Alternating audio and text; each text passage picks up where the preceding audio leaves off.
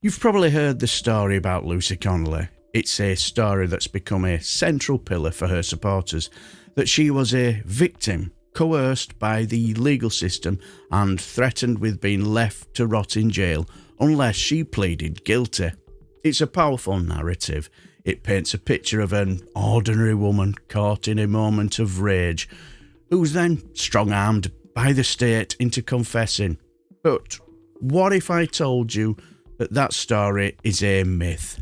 The truth isn't some sensational tale of coercion. It's about something far more common and strategic: standard legal practice. The facts laid out in court documents and appeal judgments tell a completely different story. And by the end of this, you'll understand why the claim of pressure isn't supported by the evidence, and why pleading guilty, while a horrible choice, was a calculated decision based on the stark reality she was facing. First, let's just lay out the story that everyone believes. After the horrific murders in Southport, Lucy Connolly posted a deeply inflammatory message online. When she was arrested, she was held on remand, meaning she was kept in custody. The popular story claims that she was used as a weapon. The argument goes that she was essentially told, plead guilty and the nightmare ends sooner. Plead not guilty and you stay locked up, denied bail for months, away from your family. This version of events is so compelling, because it taps into the real fear that we all have about the power of the state. Prominent figures have publicly said she was pressured by the system to plead guilty, and it does feel plausible that anyone panicked and demoralised behind bars would take whatever deal gets them out. This is the story many have heard, and it positions her as a pawn in a bigger game, punished excessively for a moment of fury, or a moment of madness you could say. But when you peel back the emotion, the legal foundation for this claim just crumbles. And that brings us to the big question, right?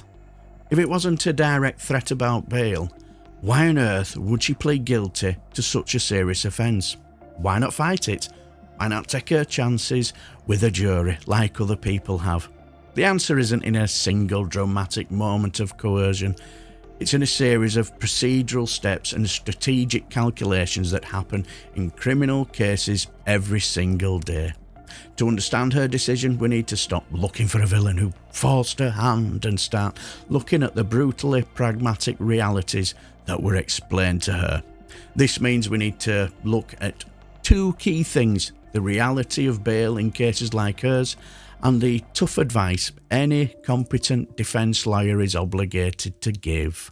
Let's start with bail. The idea that bail was specifically weaponised against Lucy Connolly falls apart when you look at the big picture.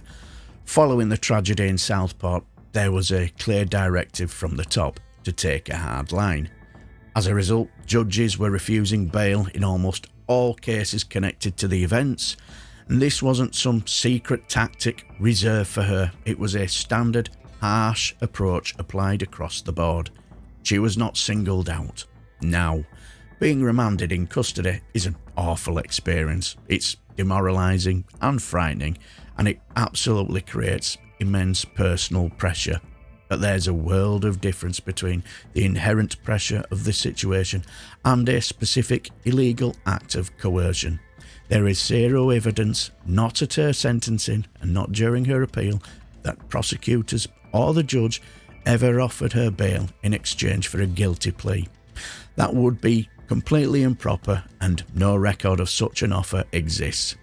The reality is this: her bail was almost certainly going to be refused, no matter how she pleaded. Given the political climate and the charge, her legal team would have known this. So, the idea that bail was a bargaining chip is a total misreading of the situation. The denial of bail was the difficult backdrop to her case. It was not the tool used to force her hand. Now this is where we get to the real heart of it. If the bail threat is a myth, the focus has to shift to the advice she got from her solicitor Liam Muir. The Court of Appeal later looked at this advice in detail, and it gives us a crystal clear window into why she made the choice she did. Any defence lawyer has a duty to give their client a realistic shot of their chances. This isn't pressure, it's their job. Let's break down what that conversation would have looked like. Now first, the evidence. The case against her was strong. She admitted writing the post. The post was public, seen over 300,000 times, and its content was undeniable. The prosecution was aiming for the most serious version of the offence, arguing she published it with the intent to stir up racial hatred. Second, the sentencing discount. The justice system runs on simple, brutal maths.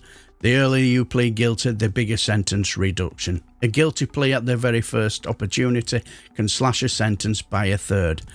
Pleading guilty on the day of trial might only get you a 10% discount. Her final sentence of 31 months came after a 25% discount. Without it, she would have been looking at 42 months if found guilty by a jury.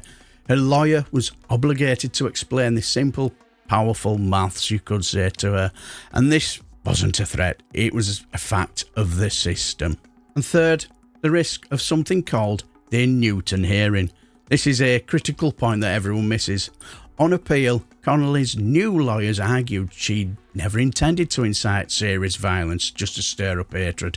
Her original solicitor, Liam Muir, confirmed he'd explained this option. If she pleaded guilty but disputed how serious her intent was, the judge would hold a special hearing, a mini-trial with no jury to decide. If she lost that hearing, she wouldn't just lose the argument, she'd get a harsher sentence because the judge would see her as not being fully remorseful. She'd have had the worst of both worlds, a guilty plea with a tiny sentence reduction. So, the choice wasn't plead guilty or stay in jail forever. It was a strategic gamble. Option A, go to trial, risk a jury finding you guilty and face a sentence of maybe 3.5 years. Option B, plead guilty, accept the prosecution's version of events and get guaranteed major chunk knocked off your sentence. Faced with those odds, countless defendants, on the advice of their lawyers, take the certainty of option B over the high stakes risks of option A. And with all that in mind, let's look at the claim of coercion again. When Lucy Connolly appealed her sentence, the court actually called her solicitor, Liam Muir, to testify about the advice he gave.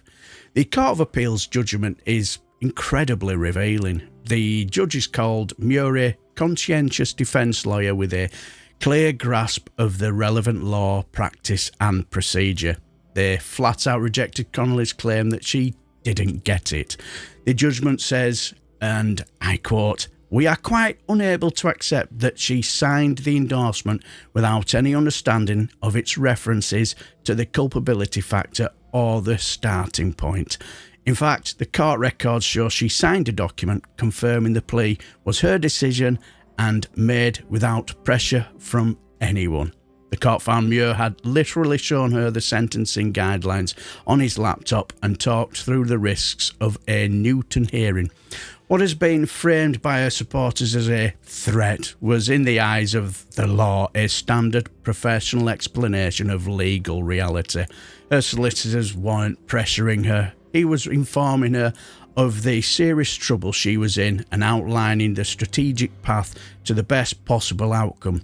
The emotional agony of being in prison and wanting to get back to her daughter was no doubt a huge factor in her decision.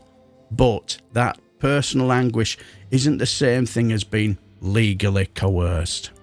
The narrative that Lucy Connolly was forced into a guilty plea by a threat over bail is powerful and politically convenient, but it's a myth. The facts from our own justice system don't support it. She was denied bail, but that was standard procedure for cases related to the Southport tragedy, not a special lever used on her. She pleaded guilty not because of an improper threat, but because she was up against a strong prosecution case and a long potential sentence if she lost. She made a calculated, strategic choice based on the frank advice of her solicitor, advice the Court of Appeal called professional and conscientious. Her plea got her a guaranteed significant reduction in her sentence, and it's a trade-off thousands of defendants make every year. It's easy to see the intense pressure of the legal system and call it coercion. The process is stressful and the choices are often between bad and worse.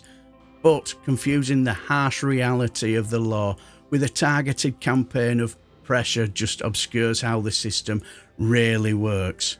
And Lucy Connolly's plea was not an act of submission to coercion. It was a voluntary, informed and strategic choice made in the face of overwhelming legal risk. Now, you've heard the legal side of things. What do you think?